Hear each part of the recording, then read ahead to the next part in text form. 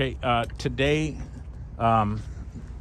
it is November 29th, 2022. This is Mike or City with RKU Distributing. We're going to do some training today with the California Department of Water Resources on a 15X PC.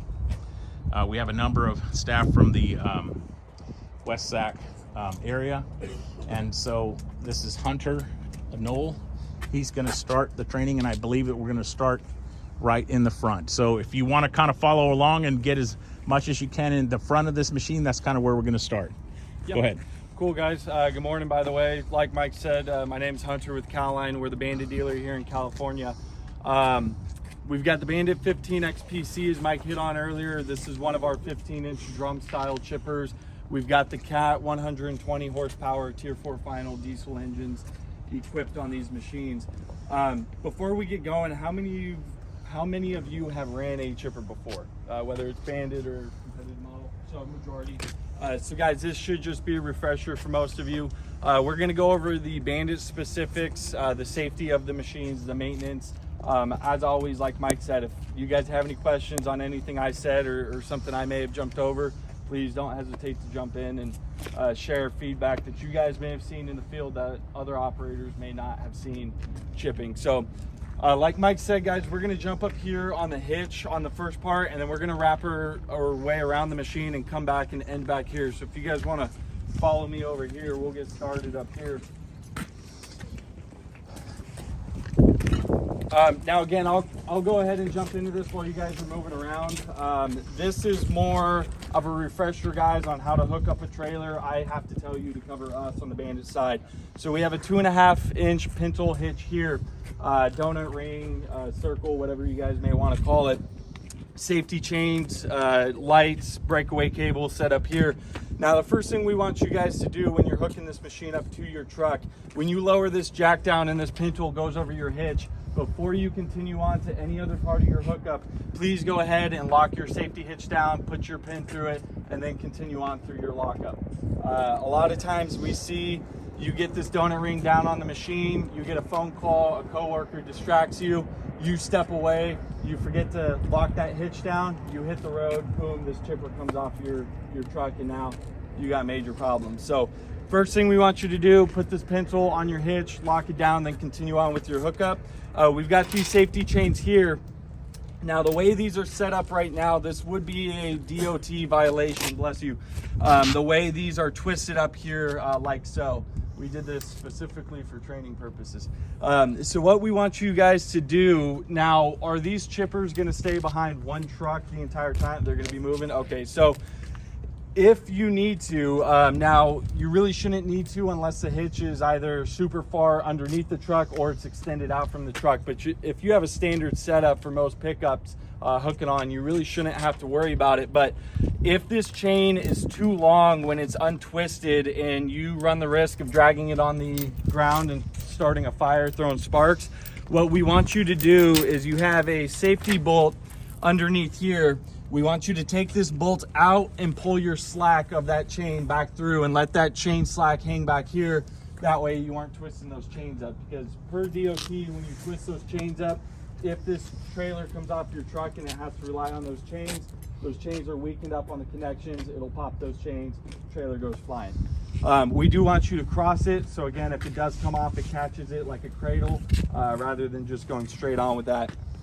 Your breakaway cable, this is supposed to be hooked up to a separate carabiner or device on the truck. Please do not hook it back to the chain itself. The idea behind this, guys, is if, again, this trailer comes off your truck, that cable is pulled, your brakes are applied so this thing doesn't go rolling down the freeway. We'll apply those brakes and stop. Now, there's a little tag on this breakaway cable. While it's brand new, it'll be there, but it is going to fall off. That just says, warning, breakaway device only, do not use as parking brake. DWR ordered these with wheel chocks, guys. We all know, use a log, use a rock, use something for wheel chocks. We see it too often. Operators will pull that using it as wheel chocks, so your brakes are applied. You forget to put it back in when you go down the road, your brakes are locked, and you just smoke your brakes on this machine. So please don't use that as a parking brake. That is simply for breakaway cable only. Light cord here, we just have a 7-flat adapter from a 6-round to 6-round cord. If this breaks, you can get these at any auto parts store. You just need to make sure this is an auxiliary adapter. There's two different kinds. There's auxiliary and then center pin brake. If you put a center pin brake onto this cord, it's gonna lock your brakes up. So just make sure it's the auxiliary. Again, if this ever breaks or you lose it or it falls off, whatever it may be. If you wanna put a breakaway adapter on there, you're more than welcome to. You can change the wiring. There's a wiring schematic on this sticker here on the tongue of this machine. Drop down pad here on this tongue jack just makes it a little bit easier so this jack doesn't bottom out while you're hooking it up. Any questions on how to hook this trailer up to your vehicle? Perfect. If you guys want to come around here, sorry, I know it's going to get a little tight. We can jump on that one too if need be. We're going to go over this startup control and engine procedures up here. So guys, on this belt cover here, we have a startup sticker that's going to break down our startup procedure for this unit. We do have this QR code here. You can always scan this. It'll pull up essentially what we're doing now if you ever have any questions.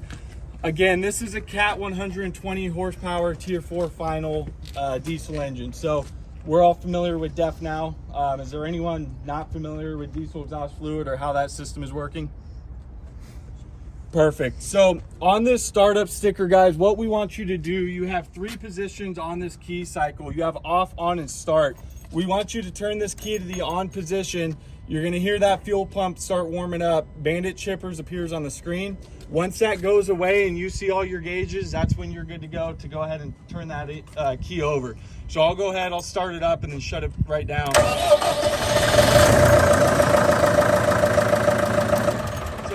Running idle about 800 RPMs when you start that machine up. Now, if you were to hit the throttle up, it would start at a higher RPM, but you want to leave it at 800 RPMs.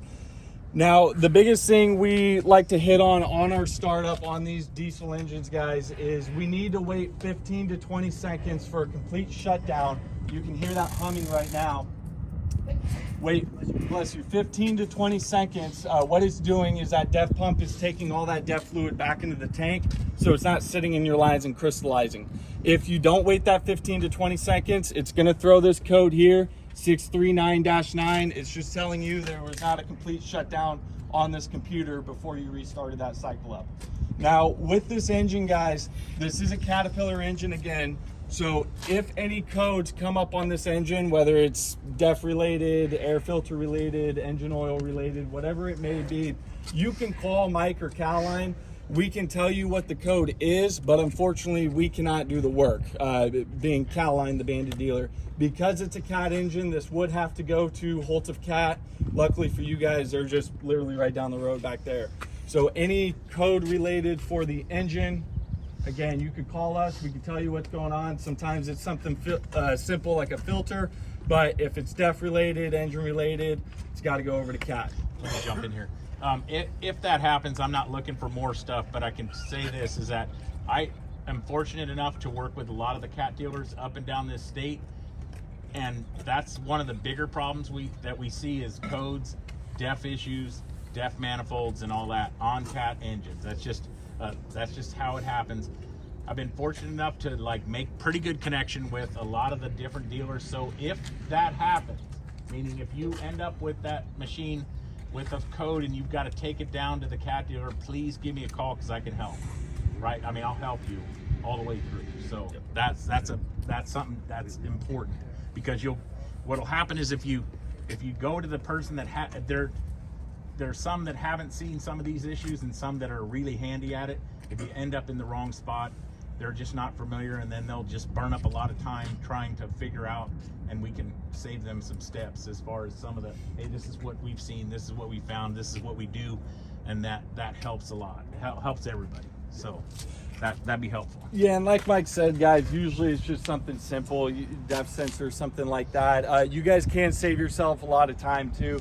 If a code comes up, it's going to say FMI, SPN, and then OC, occurrence. That's essentially telling you the code. Some codes will actually list on the screen what it is, low engine oil pressure, something along those lines.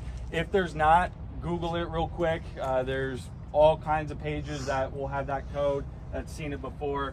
That way, you know, if you have a clogged air filter, you aren't having to down the machine, take it to the dealership for something you can fix in 5 minutes. So Google saved lives on that. Now, coming back to this startup procedure, guys, so I'm gonna go ahead and just turn this on and we'll go over this screen here. Before I do that, you do have a toggle switch here. This is a dead switch right now. This is if you guys wanted to wire something in, water tank, working lights, anything electronic. There's an open wire in this harness that you can plug into and wire that into that auxiliary. But for now, just leave it there. You're not gonna hurt anything if you accidentally switch it to on, because again, it's a dead wire. So on this screen here, and you guys can look at this later, we'll do a full run around startup once we're done here, but on this screen, you've got RPM reading, battery voltage, PSI, temperature. Right in the middle, you have a def reading on this screen.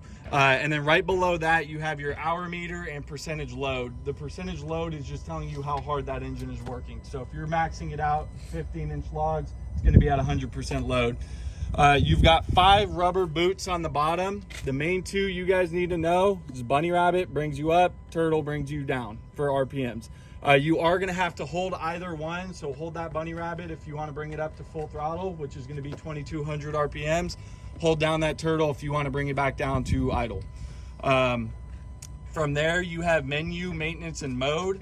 I won't dive into maintenance or mode too much. There's really not too much on those screens. The biggest one I want to go over is menu. You get 5 new buttons once you select that. Right in the middle, there's a triangle with an exclamation point through it. That would give you your codes if something does pop up on there. So that's where you would see it. If there is a code being thrown. Whenever we're chipping, guys, please keep this door closed. Avoid high pressure water on that screen. Just keep it out of the elements as much as possible. Do you guys have any questions on this screen or startup procedures on this engine? I do. Yes, sir. You go back to the shut-off procedure. You said wait 15 seconds, but wait 15 seconds when? Sorry, thank you. So you need to wait 15 seconds before you restart this cycle up. Oh, okay. Yep, thank you. So when you shut this down, count 15 Mississippis, and then you can go ahead and restart that up should you need to do that right away.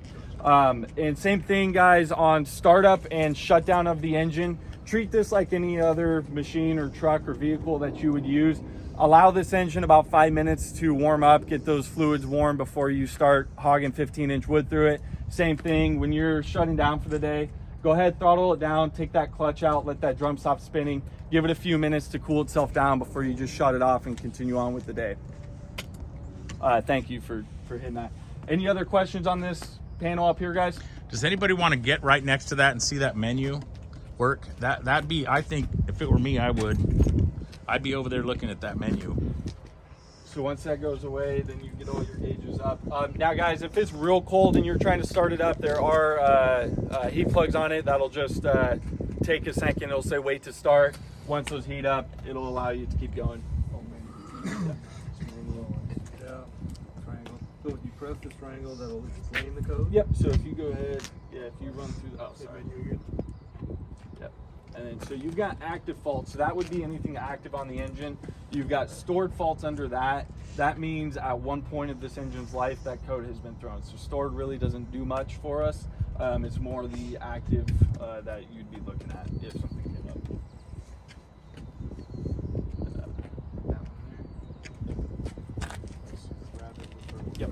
Yep, your rabbit, guys, is going to be second from left. Your turtle is going to be the button right in the middle. So those are your main 2 buttons on the screen. We'll go ahead, guys. We're going to jump on that clutch now and go over that engagement and disengagement process. You guys kind of want to wrap around here. Yeah, you might as well order me one of these boxes right now. So here, guys, we have an NACD spring-loaded clutch. Now, the older style chippers, which what it sounds like you guys were running before, more than likely had an NACD over-center locking style clutch to where you're down, you're bumping it up into gear, you're bumping it about 3 to 5 times, then it's taking some pressure to lock that clutch into gear. Does that sound familiar to you guys? Perfect. This is going to be a completely different process. Up is disengaged. We are now dropping into gear, and it is spring loaded. So when you put this handle down, it's going to want to go in on its own. Now, we want you to use the same process as the older style clutch. And what I mean by that is hold your body weight against this handle. Don't let this thing shoot down into gear like that. Bump this clutch about 3 to 5 times. Allow that drum, clutch, and belt to start spinning with each other. Once that engine RPM stops bogging down when you're engaging this clutch, you could go ahead, put that handle down, throttle up, and start your chipping procedures. At that low idle, you do that. Perfect. Yep. There's There's a equalize the speed between the engine. And exactly. and the So drive. if we had a clear plexiglass looking into this entire system, guys, when we start this engine up, you have a flywheel spinning off the engine at 800 RPMs. Your clutch, your belt, and your drum are obviously at a dead stop. When we're pushing that handle down, it's pushing that clutch pack onto that flywheel, and they're slowly gaining speed together, getting everything up to that 800 RPMs.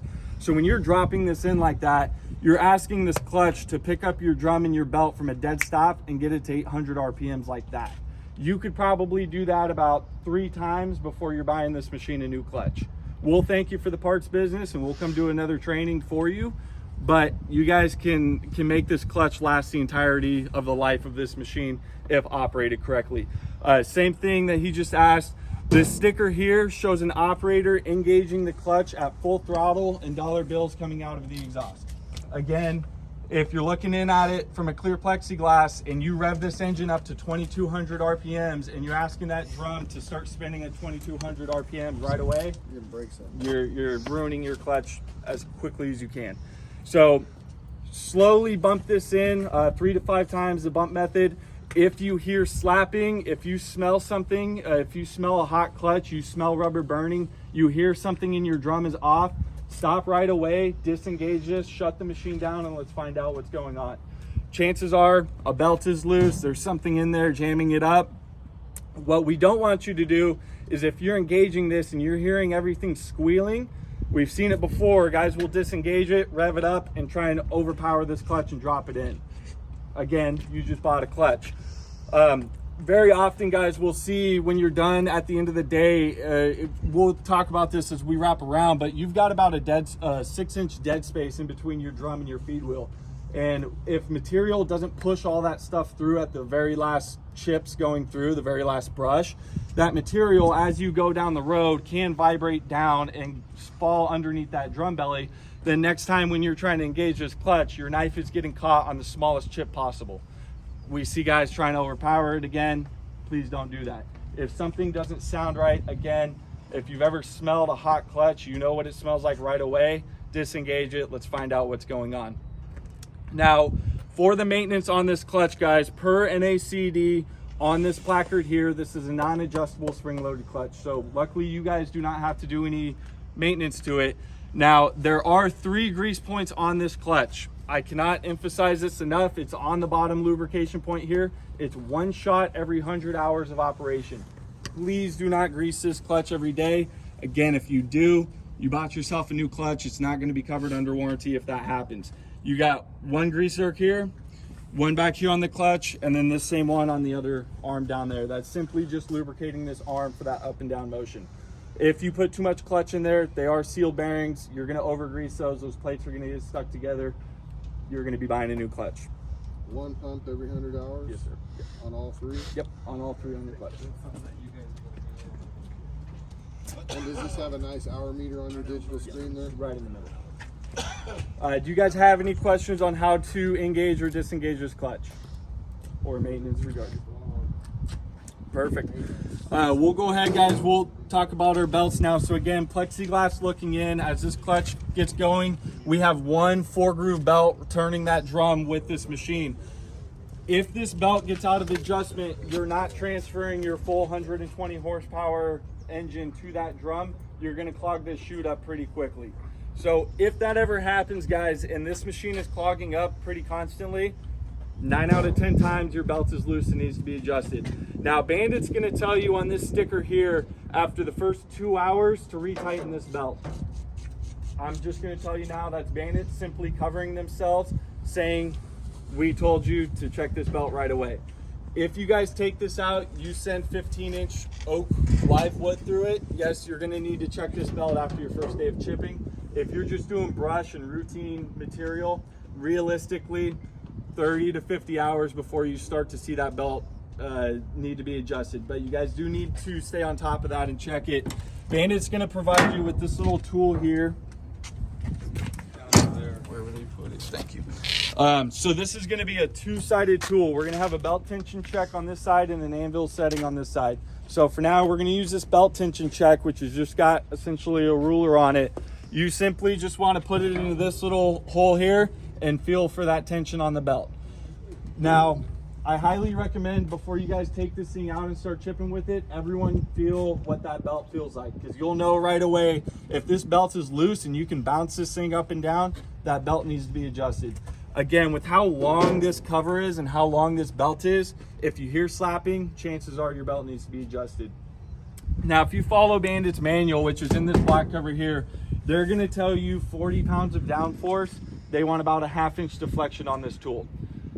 I'm not really the biggest fan of that because everyone's 40 pounds of elbow torque is a little bit different.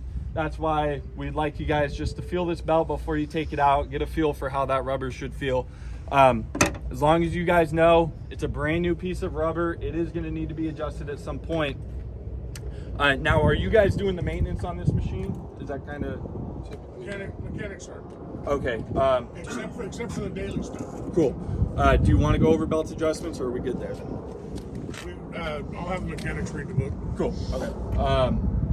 But if there's something you think they need to know for in the field, I mean, if you guys are adjusting belts in the field, it's real simple, guys. I'll just touch on it real quick.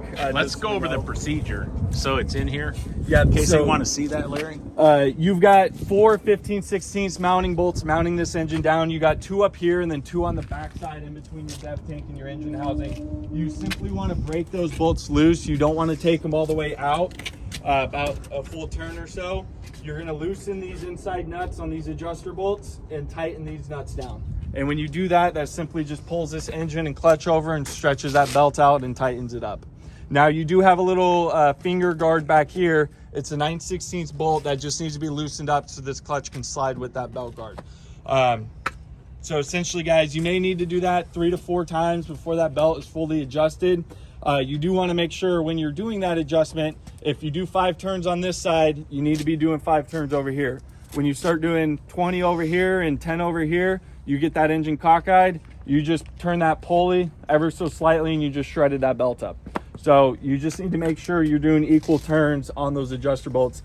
Easiest way when it's brand new, when you pull this engine over, the metal in between your engine and this slide rail is not painted. So on the back side, you're gonna have bare metal exposed as this engine slides over. So you can eyeball it, you can measure it if you would like, and actually get it real precise. When you're done doing that, you're gonna hear this number a few times today. It's the magic torque number on these machines. These bolts need to be torqued down to 180 foot-pounds. It's gonna be our engine mounting hardware torque, gonna be our knife hardware torque, and our anvil hardware torque. Any questions on how to adjust that belt? I know it's not really. 4 bolts, slide the. Yep. So boom, boom, 2 on the back The side. rear bolts are bolts, and then here's Yeah. your adjusters. Yep. And then loosen. right here you said loosen that one as well. Yep. This So little. what I would like you all to do is make that part of your pre-op. If you feel that the belt is loose, bring it to mobile equipment. Perfect. Perfect. Jumping up here, guys, on our discharge, pretty self-explanatory. We have a transport locking pin here that just locks that out so it's not helicoptering on you down the road. And then we have a 360-degree butterfly system here to turn that discharge chute around. You do have a chain drive up here, which is essentially working the same way as that engine. You've got a sprocket up here. If it ever gets so loose, there's a lot of slack in that chain. You can loosen this up and move that sprocket over to tighten that chain up. You really, kind of rare that we actually see that need to be done, but that's how you would do it. If it ever does the opposite and it gets tight on you, there's 2 grease points, one under here, one under here. Just shoot some grease up in those plates and lubricate that up so it's a little bit easier for you guys. You do have a grease point here. Those 3 are going to be as needed, so there's not a daily recommendation on those. We've got a height adjustable discharge chute here. So this jack is essentially the same one as the tongue jack. That jack is going to allow you guys to get this discharge chute precisely where you want those chips going. So if you need to fill the corner of a chip truck, you can really get it in that corner, or just for broadcasting, you can play with that and adjust your height. So you can raise and lower that, then you got your manual flipper out on the end, obviously. Now, if this discharge chute ever clogs up on you guys, what we want you to do is you can raise this jack all the way up in the air and fully extend it out and pull this rubber flap down, and that's going to allow you to clean out that portion of the chute. If this part clogs up here, you've got 2 9/16 nuts on this door. Undo those, this door kicks out, and you can clean out this portion of the chute here. So try and make it as easy as possible. Again, guys, if you're clogging this machine up with this engine and this drum, there's something seriously out of adjustment that needs to be taken care of, whether that's belts, dual knives, or a rounded over anvil. Or You you're guys, running at too low RPMs. yep. Do you guys have any questions on the discharge chute? Perfect. I'm gonna grab the keys, guys. We'll go ahead and open up this drum housing here so you can take a look at those knives real quick. Where's those grease fittings? You said there's one here. One there, and then if you look underneath, you can see it from where you're at. I'll just jump over here. You're gonna have one right here, Okay. and then one on Does the this chain side. ever It's a get- little hard to see. Does the from chain there. ever get clogged up with grease and then chippings? No. You've only got a few access points for the grease to seep through. If you're shooting that much grease, there's probably something else going on to require that much lubrication up there. Should be a pretty easy system to move around. Now, guys, I'm gonna open up this drum housing. We'll get direct access to those knives. There's a little gold lock up top. It's opened up by the little gold key on the key ring. I do recommend, whatever DWR's procedures are, please take a look at these knives every day before you start chipping, or end of the day. That way, if you say, hey, end of the day, we're done chipping, these knives are dull, need to be flipped, now you know for the next morning this machine needs to get in and get that service done on it. Just friendly advice on this little lock, guys. When you put this back on, go underneath. If you go down and put it down like that, it's just a little hard to get that key in there. Regular master lock up there? Yep. Or does it have to be locked? Yep. No, if you guys want to put your own lock up there, as long as there is a locking device, just one more step. Right here, guys, we have a hood pin safety device. This is just a trailer plug that's finishing the connection on this machine. If this is unplugged, the machine is not going to start. It's telling the engine that this housing is open. You have direct access to that drum. If the machine ever shuts off on you in the middle of chipping, this is the first thing we want you to check. Over time, as this machine, you start getting 2,000, 3,000, 4,000 hours on it and a lot of vibration, this plug is going to want to walk itself out, may shut itself off during chipping. So just keep an eye on that if that ever happens. That's the number one. That's the number one thing to look at right away. So if you guys want to jump up on that fender or this toolbox, I'll jump down here. We've got a 24-inch diameter drum with 4 double-edged blades on this machine.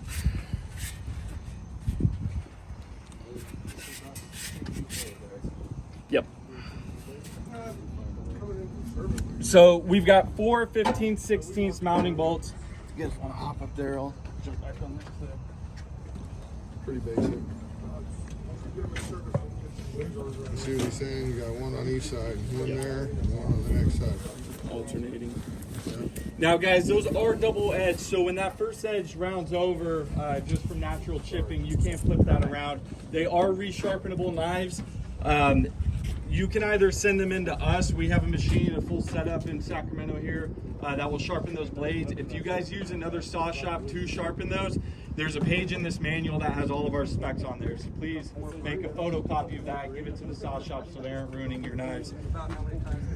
On this machine, you can do it 3 times. Now, when you get a lot of rocks through and you get what we call smileys, just big chunks taken out of the metal, you're really shortening the life of the blade that way, because then we have to take off so much metal to get that out. And I'll go over a way to avoid that. But guys, we do want to follow Bandit's recommendation here on these knives. Please check these daily. As you guys know, this is a wood chipper. When those knives get dulled over, it just became a wood chunker, and it's simply just hammering that wood. And you're putting so much stress on that drum in this machine and those knife bolts. Oftentimes we see that happen where you aren't addressing those knives. or that hardware, knives come off, there's no telling you where it's going at that point. It could come back at an operator, it could come out the side, anywhere through this machine. So we do want to avoid that, obviously. Now, same thing when we're flipping those blades around, you need to make sure these bolts are torqued down to 180 foot-pounds. We cannot stress that enough. Please do not just air gun those in and say they're nice and tight. If you over tighten the threads on those bolts, you just weaken the hardware. If you under tighten them, obviously increase your risk of those knives coming off. Do we want to use any type of thread locker? Nope. Just torque it 180. You're good to go. Yep. Does it say 180 on the machine anywhere? There is a sticker here that has 180. It's in the manual. I say write it here. If you're the guy responsible for that, get it tattooed on your hand so you see that reminder every time you do it. Now, to actually do that adjustment, guys, we've got a drum lock pin here. It's gonna slide in here. There's little square notches on the side of the drum that'll lock that drum into place. Easiest way, air gun those 4 bolts out, take that pocket off, obviously gloves and proper PPE. Use a scraper to clean off the back side of that blade. High pressure air those threads out in case any debris fell in there. When you put that blade back down, boom, torque it to 180, you're good to go. Now, anytime you're flipping those knives, guys, you need to keep those as a set. You don't want to be doing 1 or 2 by themselves. You need to keep them in all 4, and same with sharpening. You can't send 1 in to resharpen and keep the other 3 on, so now you just changed everything on that drum. Please do not use a die grinder to try and rework that edge. You just bought yourself a new set of knives. Do we have any questions on the knives or how to change those? You're saying do them all at the same time, that way they're properly balanced. Yep, balanced, because what's gonna happen, and I'll get to this here in a second, but your anvil, which is what the wood is being cut off of, when you resharpen that knife, so right now your anvil setting is gonna be about the width of this tool. When you resharpen those knives, your gap just became, let's say, an 1/8 inch wider. And if you're doing them as a set, you may have 3 that are shorter and you put a brand new knife on. Well, now that one knife is gonna hit that anvil.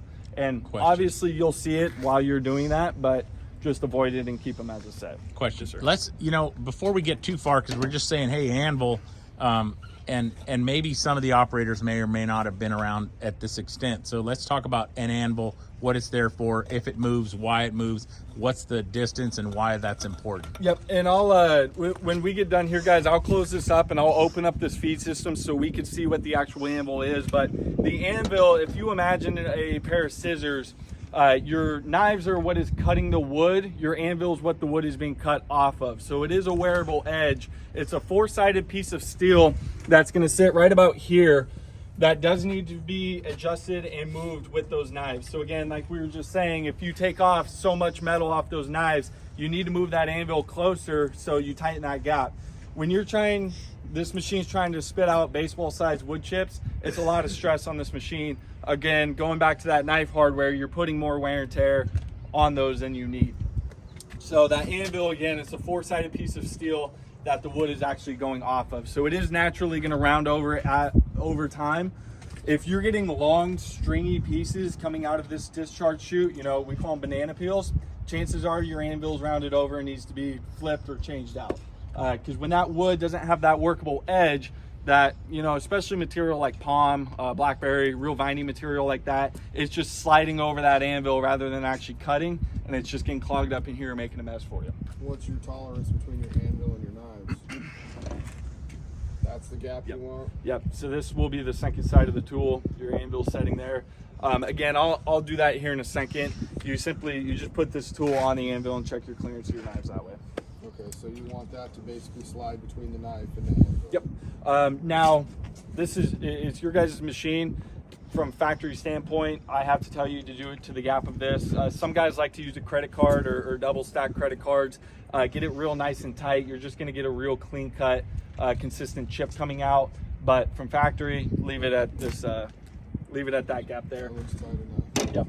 Yep. On your hardware, guys, before we keep going, every other time you take those bolts out, we do want you to change out those bolts and washers on them. So it's not a bad idea, especially with 2 machines, having a couple extra sets on the shelf with your hardware. That way, when you need them, boom, you're not waiting on knives to get resharpened or knives to come in. We're going to change the bolts every time. Perfect. Just be safe. Perfect.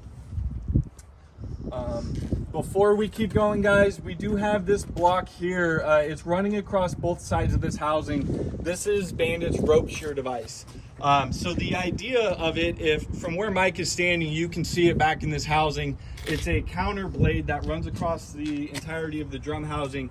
If this drum picks up any rope, the idea is as it comes around this secondary knife, it's going to shear that rope off of the knife. Now, this is not a life-saving device. Please do not ever put yourself in harm's way on the end of a rope. I don't know how much you guys are working with rope here, but this is not going to save your life. If you think about it just in theory, let's say this knife back here has rope on it that it picked up, and you're on the end of the rope. As this drum comes around, it's going to shear up here off this knife that picked up the rope, but your bottom knife already picked that rope back up. So it's still pulling that rope in. Essentially, it's cutting it in 3-foot pieces from every knife. It's really, in an honest standpoint, it's protecting the machine, because when that rope wraps around that drum shaft, it's going to pop those drum bearings like zits and they're going to fly right off. So it's cutting that into pieces rather than wrapping it around the drum shaft. You on the end of the rope, you're still unfortunately dead at that point. Have you guys seen the video we did of the dummy going through the machine? No, we're not pulling that up. You did. Okay, well, after the video, guys, we'll show you. I personally, I like to show it on trainings. It shows you what this machine is capable. It's a 200-pound dummy tied onto 100 feet of rope, tied onto the end of the brush. As the brush goes through, the dummy's slowly getting pulled. Once that rope hits that drum, the dummy is from back there to this in-feet tray in the blink of an eye. So after this video, we'll show you. It's on YouTube. Just dummy goes through whichever. Do you guys have any questions on your drum, your knives, any hardware up here? Any questions? Perfect. We'll go ahead. We'll lock this system back down and continue on. You do have 2 grease points up here, guys, on these hinges. Those are going to be as needed. Again, just if that ever needs to be lubricated up there, you can shoot some grease up in there. Now we have our drum bearings here, guys. So these are going to bring us to our, well, these actually are not daily anymore. So these bearings are sealed. So every 120 hours or once a month, shoot 8 pumps of grease into these drum bearings. So do not over grease these bearings. These are sealed bearings. There's a sticker here saying that, sticker on the back side. Your other drum bearing is on behind your fuel tank there. So when you hit 120 hours, go ahead, shoot some grease in there. Now, Let's point out the zerks. yeah, so you're just running a hose here. So this zerk here, right by this drum lock pin. And then on the back side, you can see it. It's just a zerk right on the bearing directly.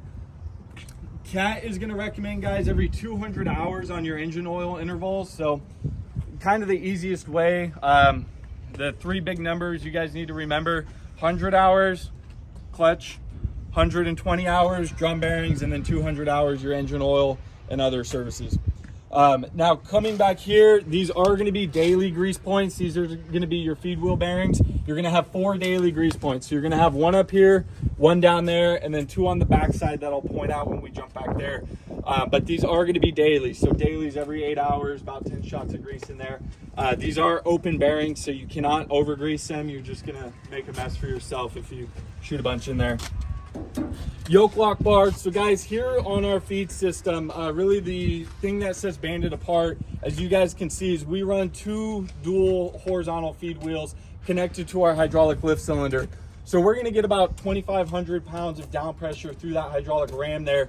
This is going to be controlled from this bar here that runs across both sides of the in-feed tray. So when you push up, that's going to open our feed system up. When you push down, that's going to send more pressure down and crush that material through, so it pulls in a little bit easier. Now this bar here, I'll do this here in a second once I finish up there. When you push this back, you raise this all the way up. You guys see these holes here? It's just going to slide through there and lock that system up. Now, before I do that, we do have our Easy Climb springs here. Again, the idea behind these guys is kind of just more of a shiny sales point, in my opinion. The idea is as this box slides up, those springs are naturally pulling back down. Now, the reason I say they're not really necessary is because you've got all this pressure from this hydraulic ram here. So if it's just in there slipping, just send pressure down, just bump it, it's just gonna crush that material in. Now, if you wanna go a step further, you do have 4 positions on these springs. You've got 1 on each side. You can pull this cotter pin, pull that pin and raise this spring up and reset it up there. Now, I wanted to point those out. If you're ever leaving this feed system open for, let's say, overnight or a long extended period of time, go ahead and pull these pins. That way these springs just float here and you're not over tensioning them out and weakening those springs up. So just something to point out. Have that up and leave it up.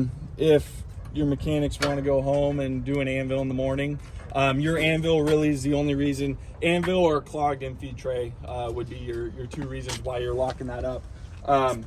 With that being said, I'm gonna go ahead and lock it up and we'll take a look at that anvil. I want to capture that, how you lock that back up. Let's show how that you put that key back on, because they'll never get that back in there and unlocked once you get it. Yeah, so just go underneath. Boom. Good to go. Critical. Larry, is that sound good to you? Every 100 hours of service? That'd be extra. I know, but This is what you lock that up with.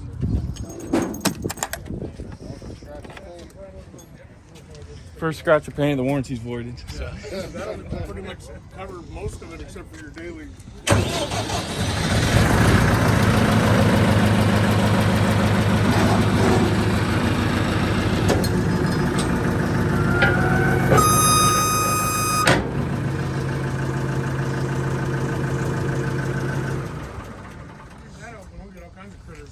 Now guys, anytime we're opening this up and we're crawling in there, 2 things, keys in pocket, and go ahead and unplug this hood pin.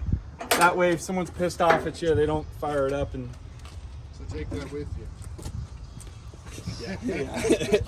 now guys, before I jump back there, a couple more things I want to hit on right here.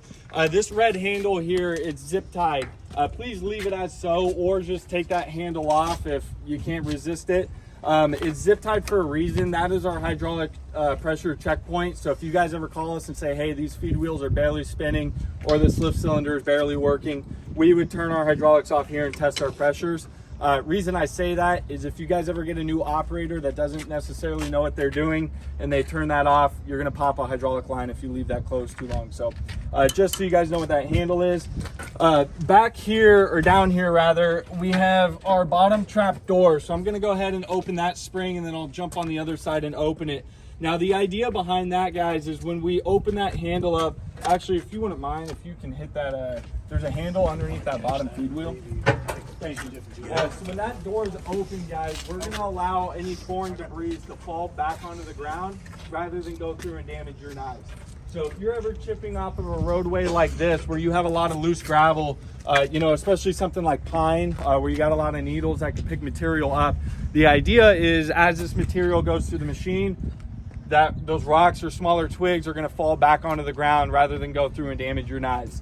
Now, obviously, keep in mind when you open that, you are going to have a little pile of debris behind you with the machine. If it's that big of a deal, you know, a lot of our guys up in the Tahoe area where you're working on real nice driveways, they don't like that. So you can always put a bucket down or a tarp down that'll catch that material, and then you could quickly just pull it and clean it out. If you're working in the field, it's not necessarily a concern. I would leave that door open 100% of the time. You're just going to save yourselves money in the long run by allowing those rocks to fall on the ground rather than go through and damage your knives. So if you leave that open, again, close it up before you hit the road. You guys could see there's not a whole lot of ground clearance there. We've seen it happen to where that catches a speed bump and comes off. So just close that up before you get going down the road. These plaques here, guys, that we were talking before we got started here, if you guys ever wanted to add a winch onto this machine down the road, you do have the option on both. The winch would just mount here, we tap into the hydraulics, all of our controls would go here. Just so you guys know what all these brackets are here. We do? Yeah. All right, that's your PO. No, we don't. You're saying you can operate the unit with the door open. Yep. For debris to fall out. Yep. Now keep in mind, again from factory, that is now a safety thing, because now you can reach up in there and grab that bottom feed wheel while it's running. So Just common sense while that's running. Don't climb under the unit while it's open and running. Now guys, we locked this down already. We've got two lockable MP trays. That just keeps this tray locked down. That way it's not folding up on you while you're chipping. When you're ready to close it, like the transport locking pin on the discharge, you just put it up on that little lip and then you can close this up. It is a spring-loaded tray, so it should be pretty easy for you guys. Now, we'll go over feeding techniques real quick, guys. Again, this should be a refresher. I still got to tell you. Never feed the machine from right here, guys. Not only do you increase your chances of being pulled in, if anything comes back out, it's going to come right at your body. So as often as possible, feed from either side of the unit, preferably this side over here. Majority of the time, that's going to be curbside. That's also going to be where all of our shutdown controls are, your clutch handle and your key panel. So as often as possible, feed from that side of the unit. Proper feeding techniques. You have your brush, you're coming up here, butt end first, you send it through, get out of the way, continue your loop, and go get your next bite of material. I can promise you this machine is going to chip the wood. You do not need to stand here and watch this machine perform.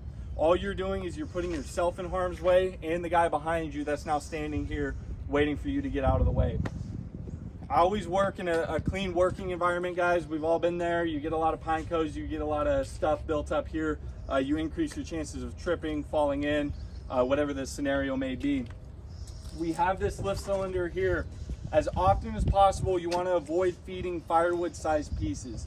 A couple reasons why. The auto feed is going to prefer that better.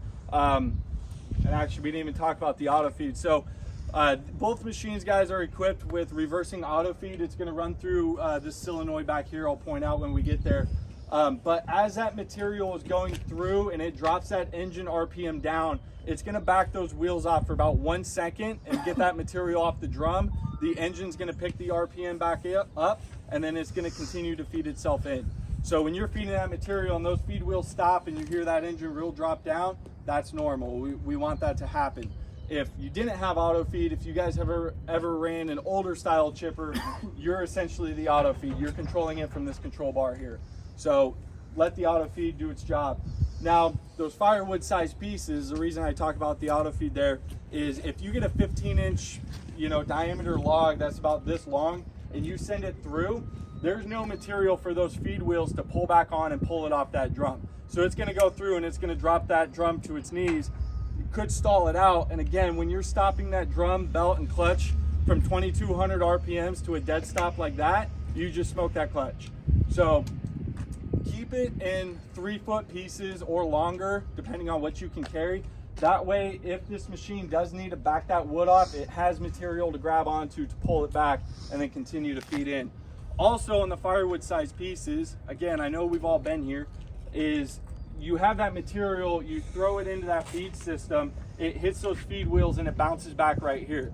Your natural inclination is to reach in here and push that material in, and now you're reaching in with your arms or your legs. I say legs because we've seen that happen, and you increase your chances of being pulled in. So we're going to supply you with this wooden pusher paddle here. This is for that smaller material, to use this to push that material in. Now, this is completely made of wood. When those feed wheels grab this tool, guys, let it go.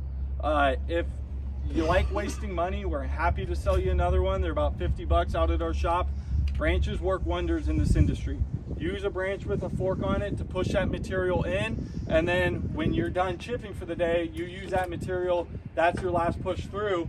If you guys remember talking about that dead space in between your feed wheels and drum, when you have that one final log to pull everything through, you just eliminated that option of the material falling in, because everything got chipped through.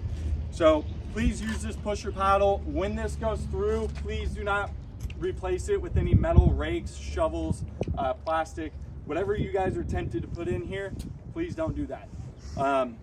As you guys know, this is a wood chipper. Any metal that goes through this machine, the machine's not going to win. That metal is going to win 9 out of 10 times. This machine's going to grenade, and again, there's no telling you where the components are coming at that point. So feed from either side of the in-feed tray.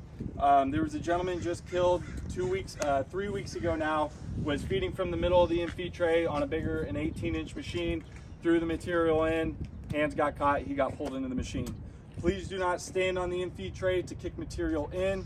Again, we've seen a young kid killed in Santa Cruz was doing that exact thing. Feed wheels caught his boots, you're being pulled in. Now, we have this control bar here, guys. When we're pulled out, we're gonna be feeding the material in. Push that bar in, it spins those wheels into reverse. Right in the control position, right in the middle, right there. It's a little tough to find when they're brand new. So this control bar is going to override the entire machine. So if you hit this bar into reverse, it's going to kick your feed wheels into reverse. You can get out of harm's way.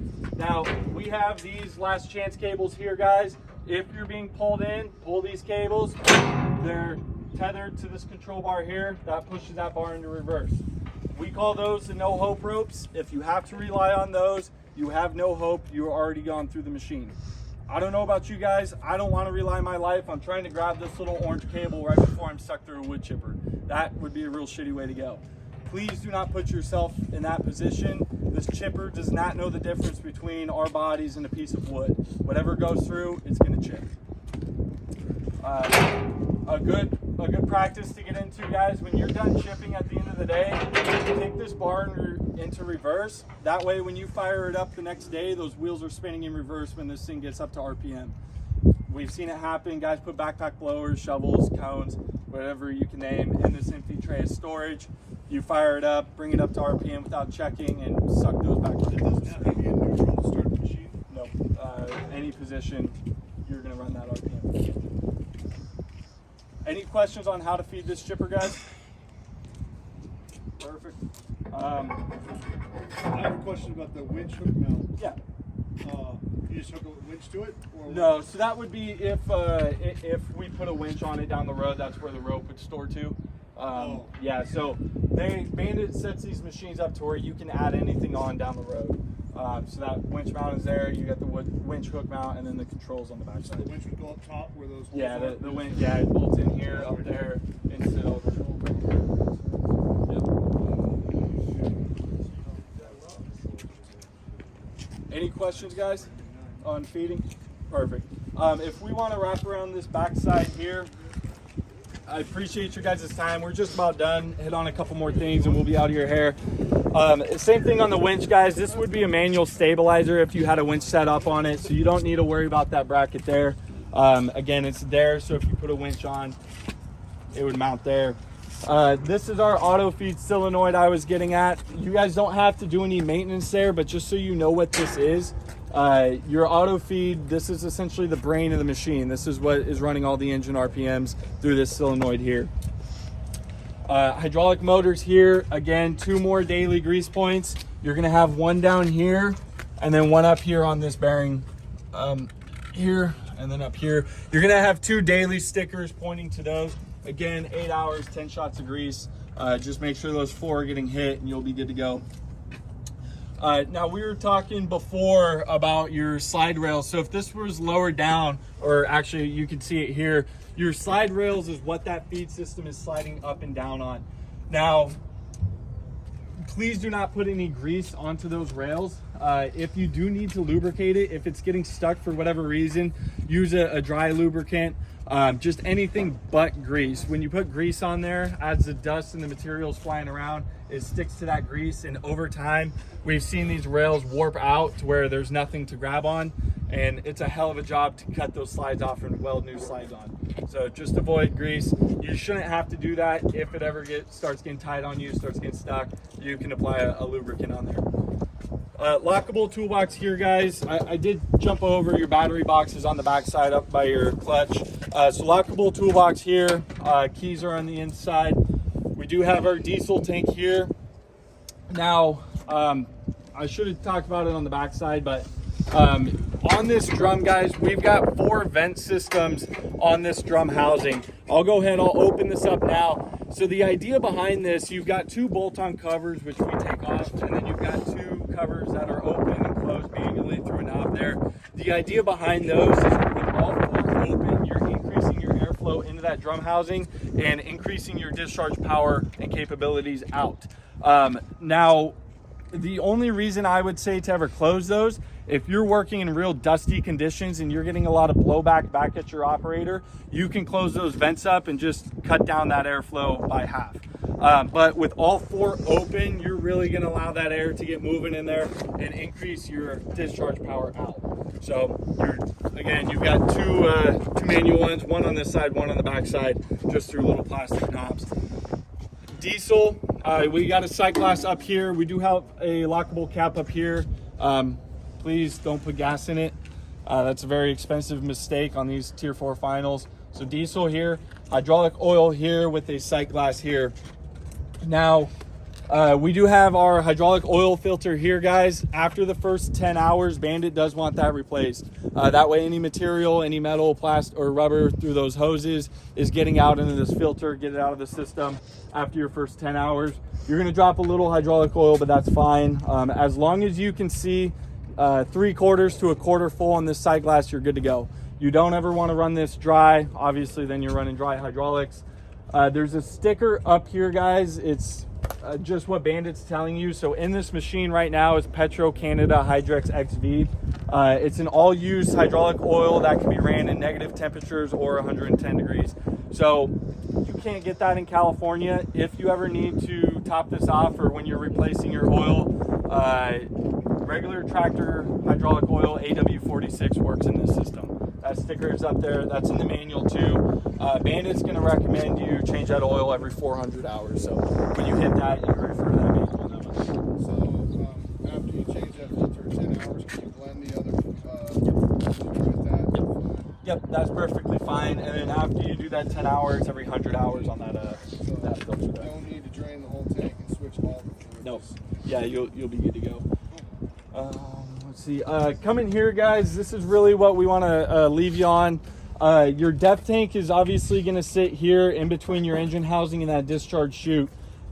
You can't stress enough how important this tank is here, guys. Just to give you an idea, that little blue cap on there is $500.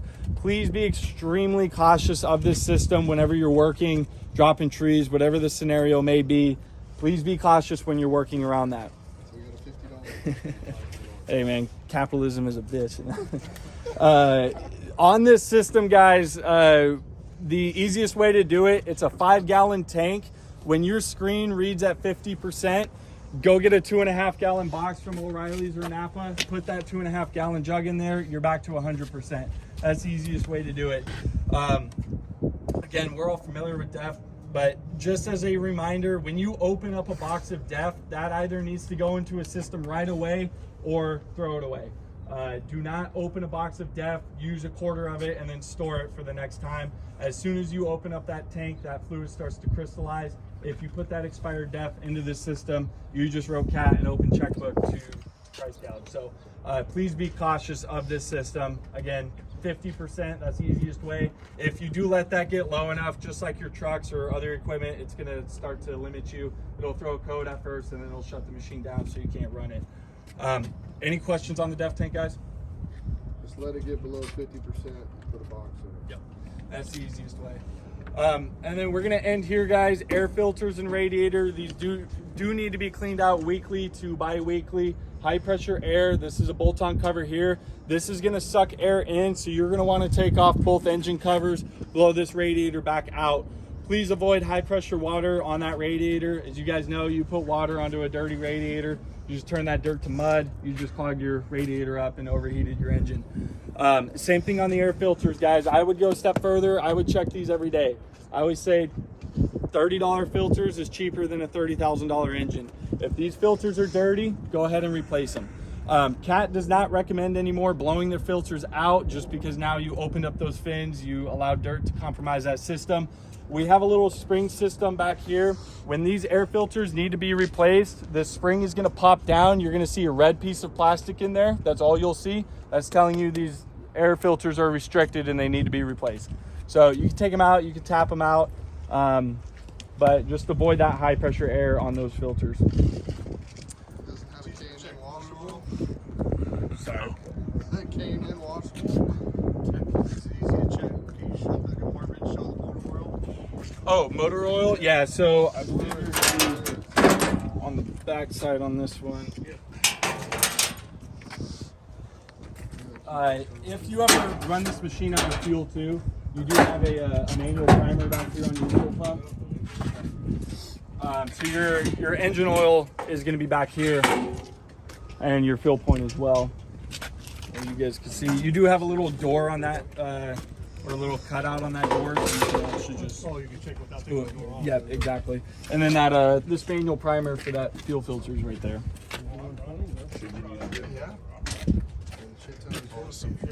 Guys, that about wraps that up. Appreciate you guys' time. Wait, we're gonna run it. Oh yeah, we'll fire everything up. If there's anything you guys have questions on, please feel free to grab us before we leave.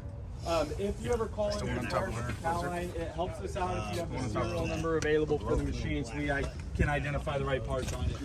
That is underneath the engine on a little gray placard on that frame. So one of the thing is that we want to start this thing up and actually have some guys engage this and start to run it and operate it. So please, sometimes people stand off and say, "Yeah, I've seen it all," which is fine. I mean, it's up to you, but it's better to get the feel for it right here. So we're gonna fire this up here as soon as he puts that all back together and run that for a little bit.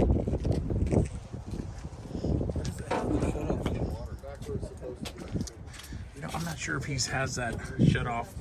If he's shutting that off to when he's flushing it, or Is that for draining or? yeah. Let's see. I haven't seen this new stuff yet. Let's see where that is because it's got two of them. Yeah. You got two. They go down to this. They Hold on. disappear. Now, Up. send it out to where it just kisses. You're just gonna get a nice chip coming out like that. Yeah. That's it, huh? Yep, that's it. And then you would just slide it over to check that out. This tool, you got your key in your pocket. Right. So here's your anvil he's talking about. Robbie, come here quick. So put your tool across your anvil like that, rotate the drum until you get that blade to contact your tool. And you see how tight that is? It doesn't even allow the space between the tool because it's brand new. Yeah, it is. Too tight. But that's what they want. That's how you check that. Hunter. Hunter. That's a good question. Got it. The anvil. Well, so it's the same process as the engine. So it's essentially it's a two-man job. One of you would be underneath the machine, and we could crawl under if you want.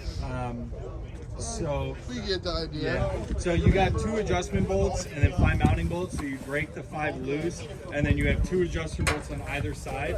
If you need to tighten it, you would pull those adjusters and bring that anvil that way. If you need to loosen it, you bring it back that way. So similar to the engine Exact mount. same process. Okay. Yeah. So you hear that? Same 180 pounds? Yep. Whatever it needs to be. Okay. So crack them loose. Give it a little adjustment. Put Exactly. the tool in there as you're doing it. If you've got the patience, you could do it by yourself. And what I mean by that is, It just takes a lot. yeah, you gotta jump back out, check it, crawl Yeah. underneath, move it. So it's really ideal with 2 guys on there.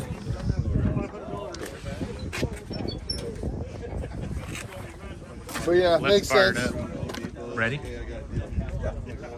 We got to put this all back together, though. You know, what's new is that this shut off here. What's these shut offs?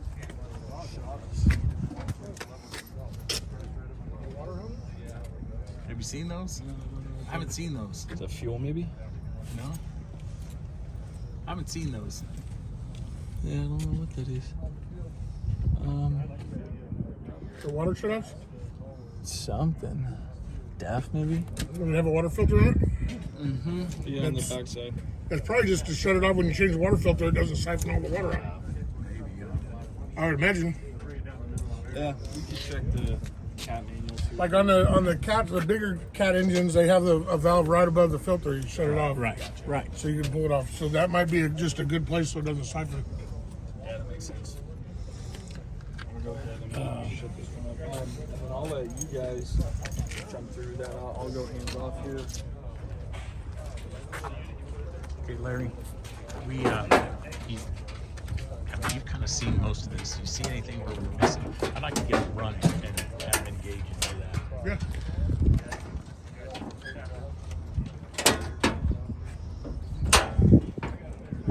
You know, I would have thought to have them bring some branches over here, but knowing these guys, they chip it up and leave the mess here for me now and clean it.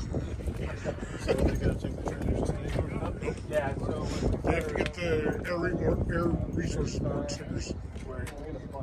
I raised that bottom tray. I think it's when you change the. now, if we were to try and start this up right now, we would get nothing because of that disconnected. That's what I would have. And then, actually, let me show you this. We'll just rerun that cycle.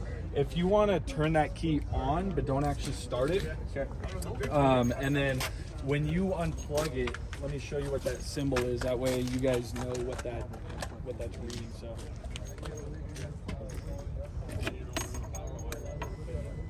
And so right now we have nothing coming up here.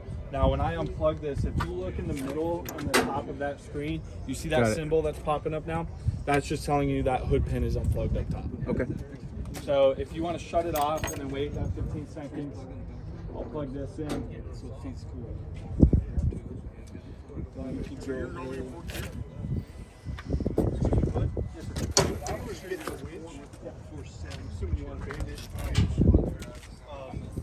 Can we install that ourselves? No. Because you have to set a timer, you have to set the electrical. Because of the new safety sensors on the winches, it's hard to explain without it, but you cannot winch and feed at the same time. So basically, when this rope goes out, it stops our feed system. So on an older style, before OSHA got involved, you could. It's just hydraulics, but now you got to plug into the electrical new harnesses. So it's kind of a pain. But if you guys wanted to, it takes us just a day to do it. It takes a month or so to get the winch out here because you have to build it and paint it. But it's just From a trailer. after the fact, so the kit itself, you're probably off my head about $8,000, 8 to 10, somewhere in that with labor and all that said and done, somewhere in there. Yeah. Okay, I'll talk to Larry about Okay. Yeah. And there are, you know, I get state agencies sometimes are hesitant to put a winch on there because of safety, but because of the safety systems now, it's not like the older style winch where you could feed and winch at the same time. How does that work? It's up here. So but there's then the a- rope comes from here. So yeah, so it would mount here, but then it would come off at an angle like this. And then on the end of this here, there's electrical systems with a sensor up here that when this rope is stored, it'll push against that system and it's telling the machine that rope is in, so our feed system will work. But as soon as this rope comes off here and this system comes out, it shuts the feed system off. Gotcha. And then you have a momentary bypass that would mount here on this handle. That way when you're winching material in and you need it to get in the wood or into the feed system, you would bump that, it would spin your wheels for about 1 second, allow you to get a bite on it. You could do it as many times as you want. So it'd slowly notch over, it'd grab that wood, then you'd untie your rope, mount it here. And again, as soon as that system is compressed down, the machine feeds itself. Larry, can we look into getting a winch? No. I just asked him. He sounds like they have to install it, and it's a whole electrical system.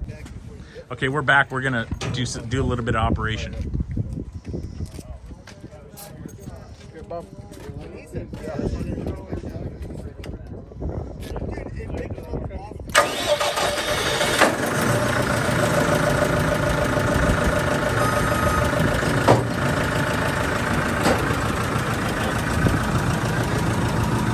Okay, let's go over here.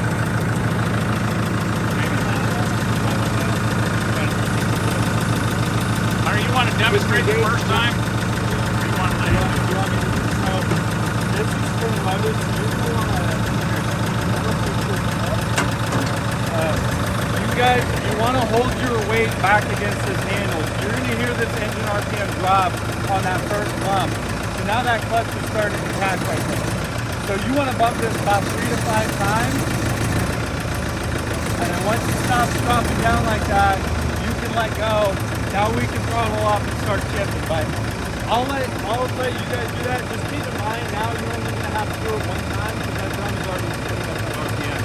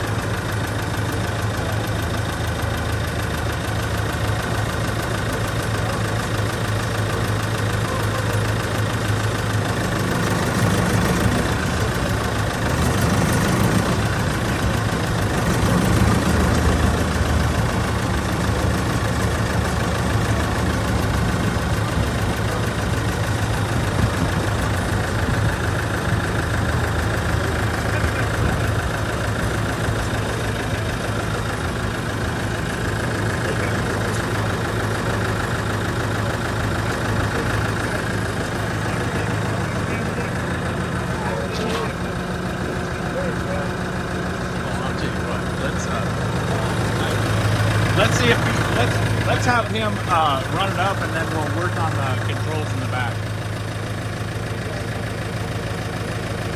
Then throttle up.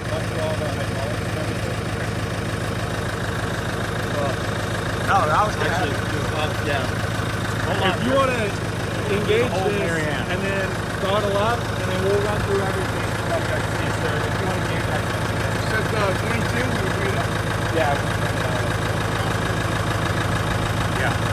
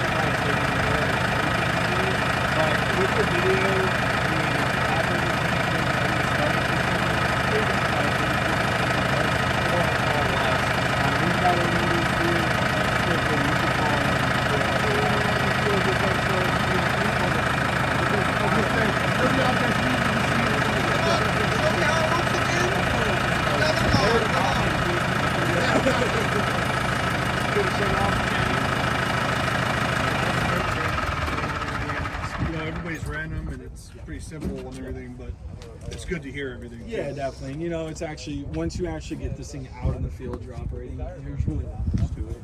Clutch, throttle, control bar, and speed. It's really, that's it.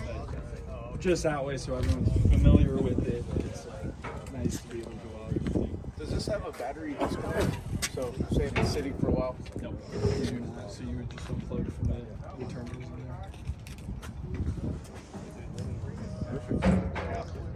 Thank you guys. All right, let's get a quick recap. We'll get everything in case we have an question, answer, or whatever. Want them over here? Yeah. Hey guys, bring it in over here, guys. Or wherever. Yeah, it's fine. All right, so that shows the rest of that orientation.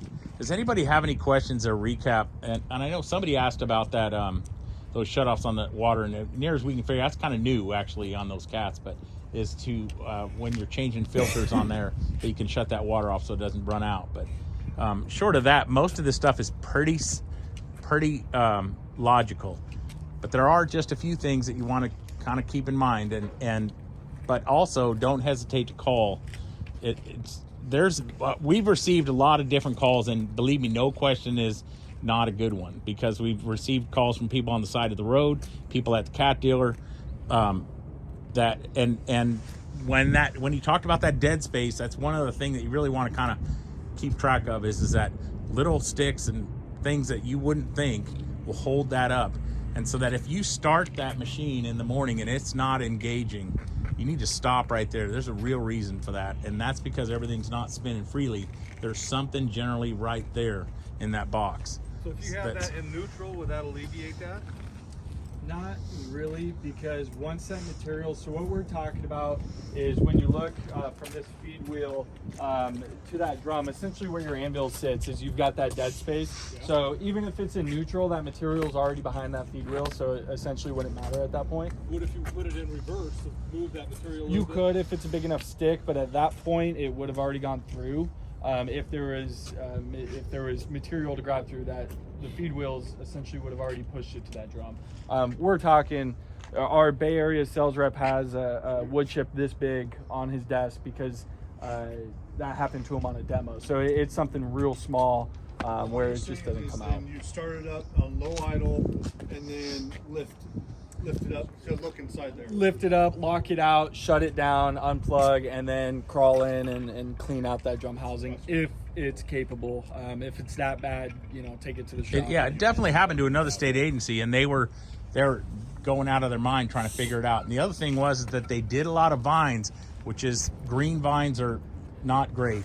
And they were on the back side of that drum, and they looked and looked and looked and couldn't figure it out until they actually really looked, and then the whole thing was wrapped up. So it's just those little things that are problematic that you get that are uncommon. So don't hesitate to ever call or say, because it's always good to have somebody else kind of help brainstorm, like, hey, have you checked this? Have you looked at that? Have you thought about this?